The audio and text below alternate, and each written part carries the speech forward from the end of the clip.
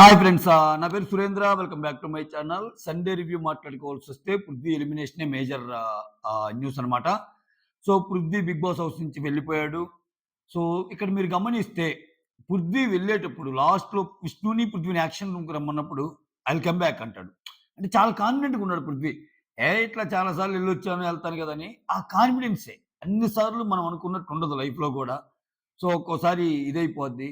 So, anyhow మొత్తానికి 'big బాస్‌లో' చాలా మంది కంటే చాలా విషయాల్లో చాలా జెన్యూన్‌గా ఉన్నాడు. అప్పుడప్పుడు ఫ్లిప్ గూడా అయ్యాడు. అప్పుడప్పుడు ఒకటి జెప్పి ఒకటి మాట్లాడాడు. అన్నీ ఉన్నాయి. 100% జెన్యూన్ అని నేనేమనను. ఎందుకంటే ఆయన నామినేషన్స్ గురించి అసలు మేము డిస్కస్ జేసుకోలేదంటాడు. అక్కడ చేసుకుంటాడు. ఆయన ఎంతసేపటికి నేను స్ట్రాంగ్ అయితే జనాల్లోకెళ్ళాలంటాడు. అటువంటప్పుడు ఎదుటోళ్ళ విషయంలో కొంచెం వాళ్ళనేద్దాం, వీళ్ళనేద్దాం, నేను వాళ్ళని, నువ్వు వీళ్ళని ఈ స్ట్రాటజీస్ అన్నిట్లో ఈయన హ్యాండ్ ఉంది. సో, ఓవరాల్‌గా కానీ చాలా జెన్యూన్ అనైతే అనిపిస్తాడు పృథ్వీ. ఎందుకంటే చాలా మాట తీరు గాని, ఏదైనా కోపం ఉంటే కోపం ఎగ్జిబిట్ జేస్తాడు.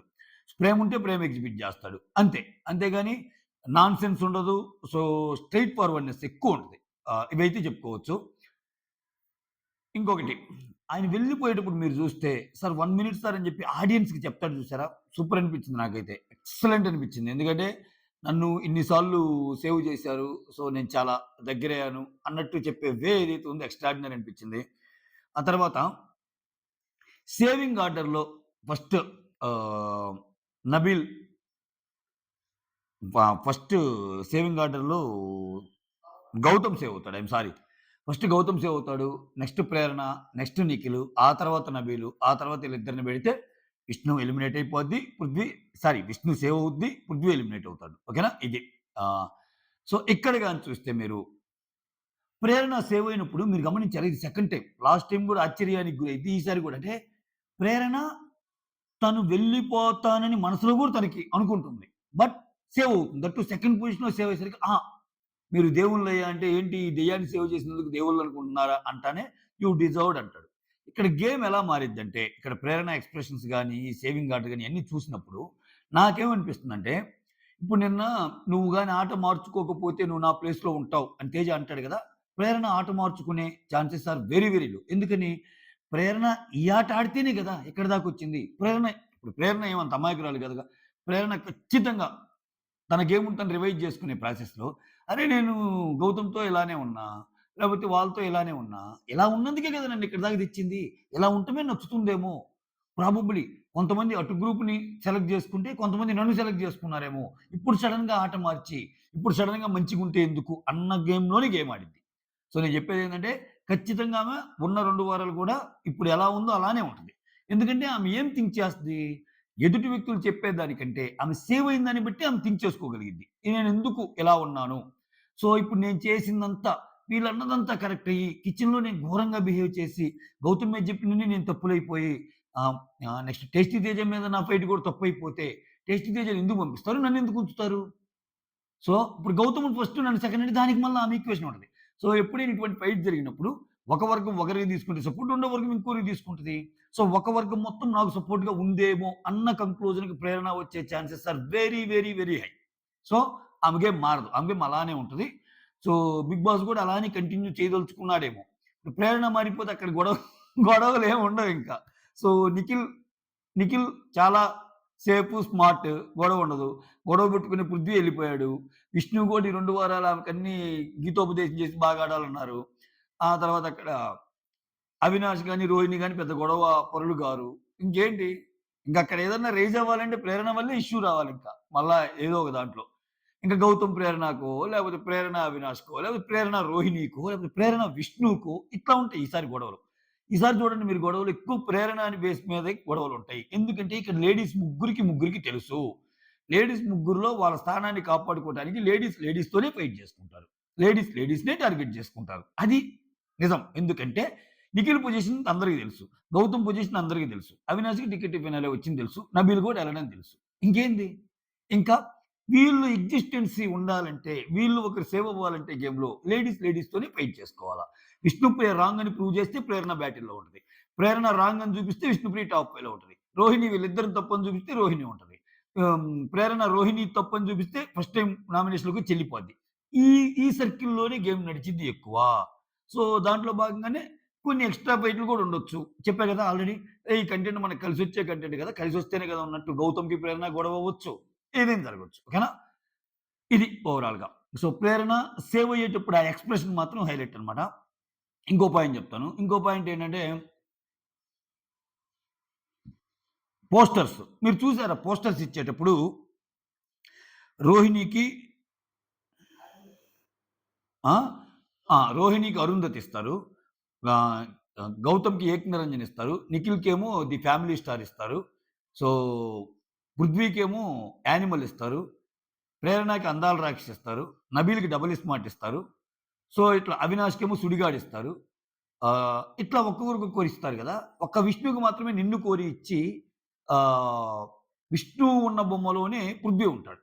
అసలిది అనాలిసిస్ జేయాల్సిన పాయింటా అంటే అవసరంలా. కానీ నాకనిపించింది మీకు చెప్తున్నా.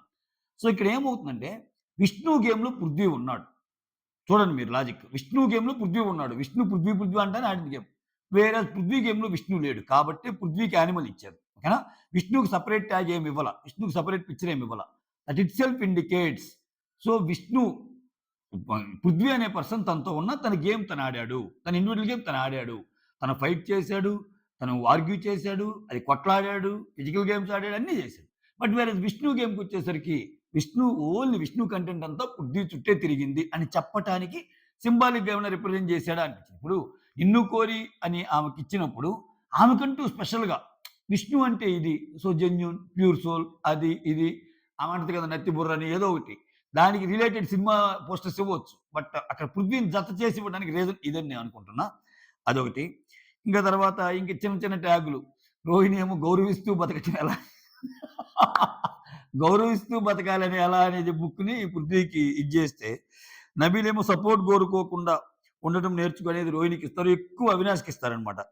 ఎక్కువ ఎక్స్ట్రాలు మానుకో అని ప్రేరణ అంటది. అవినాష్‌కిచ్చేటప్పుడు. గౌతమ్ ఏమో సరైన కారణాలతో నామినేట్ చేయని ట్యాగు నిఖిల్‌కిస్తాడు.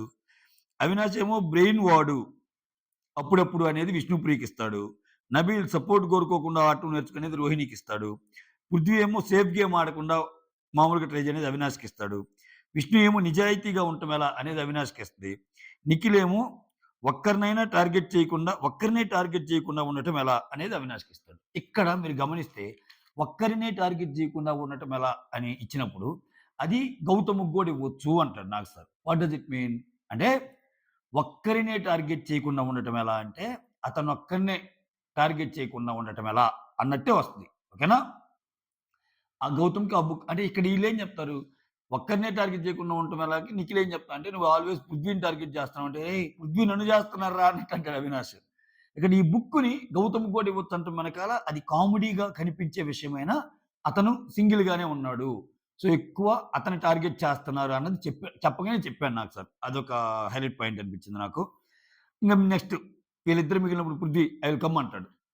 యాక్షన్ రూమ్‌కి రమ్మనంగా ఐ విల్ కమ్ బ్యాక్ అన్నట్టు అంటాడు. అంటే నేను మళ్ళా వస్తాను అని అంత కాన్ఫిడెంట్‌గా చెప్తానన్నమాట. ఆ తర్వాత 3 super list, 3 super flop list పెట్టమంటే నిఖిల్. సో, టాస్క్‌లు బాగా ఆడతాడు. ఆ! సో, ఇంటరాక్షన్ బావుంటది అందరితో అన్నట్టు చెప్తాడు. నబీల్‌కొచ్చేసరికి టాస్క్‌లు, ఇంటరాక్షన్ ప్లస్ నామినేషన్స్ కూడా బావుంటాయని చెప్తాడు. ఇక్కడ చూసావా? నామినేషన్స్ అనే పాయింట్ నిఖిల్‌కి చెప్పలా. నబీల్‌కి చెప్పాడు. That is Prithvi. కొన్ని చాలా మంచిగా ఉంటాయి. పృథ్వీ జడ్జిమెంటల్ స్కిల్స్ గాని, ఈవెన్ తనోడైనా గాని ఇది చేసే ఇది గాని. తర్వాత విష్ణుప్రియకొచ్చేసరికి చాలా jovial person sir. Enjoyed a lot with her sir అన్నట్టు అంటాడు. తెలుసు. హౌస్ మొత్తం మీద అలా ఉండి, హౌస్ బయటికొచ్చాక విష్ణుప్రియ ప్లేస్‌లో ప్రేరణని పెడితే చాలా బ్యాడ్ అవుతాడు పృథ్వీ. అందుకే మీకు గుర్తుందా? నిన్ననో మొన్నో బయటికెళ్ళాక కూడా ఈ ఫ్రెండ్‌షిప్ కంటిన్యూ చేస్తావా అన్నట్టు ఆహ్, శ్రీముఖో ఎవరో అడిగితే యాహ్! డెఫినైట్‌లీ నేనైతే ఖచ్చితంగా బాగా ఫ్రెండ్‌గానే ఉంటానంటాడు. ఇప్పుడు వాళ్ళిద్దరు అంత బాండ్ క్రియేట్ చేసి ఇక్కడ సూపర్ లిస్ట్‌లో పెట్టకుండా సూపర్ హిట్ లిస్ట్‌లో పెట్టకపోతే ఆబ్వియస్‌గా బ్యాడ్ అవుతుంది. తెలీదా ఆ మాత్రం పృథ్వీకి తెలుసు. సో, విష్ణుప్రియకి ఇస్తాడు. 3 సూపర్ ఫ్లాప్స్ అంటే రోహిణి. ఇంతవరకు నామినేషన్‌లోకి రావాలి. నామినేషన్‌లోకి రాకుండా ఉంటున్నావు. జనాల్లోకొస్తే గదా! నువ్వక్కడ ఉంటావా లేదా అనేది తెలిసిద్దంటాడు. ఈవెన్ అవినాష్‌కి కూడా నామినేషన్‌లోకి రావాలి. ఒక్కసారే వచ్చావు వెళ్ళిపోయావంటాడు. కానీ మూడో సూపర్ ఫ్లాప్ ఆయన పెట్టినా గాని చూపియలేదా? లేకపోతే రెండిటితోనే ఆపాడనేది తెలీదు. ఎందుకంటే ఇక్కడ ప్రేరణ మిగిలింది. గౌతమ్ మిగిలాడు.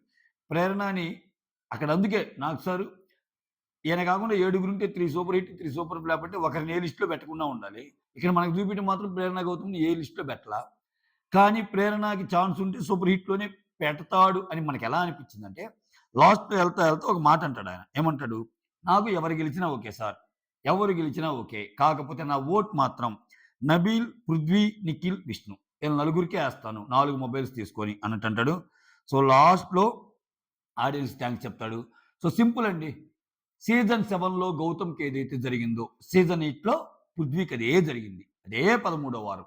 బై సే సింపుల్ సీజన్ 7లో ఓటింగ్ ఎక్కువుంది గౌతమ్‌కి. టాప్ 5కి ఫినాలేకెళ్ళింది అంబటి అర్జున్. ఇక్కడ ఓటింగ్ ఎక్కువుంది పృథ్వీకి.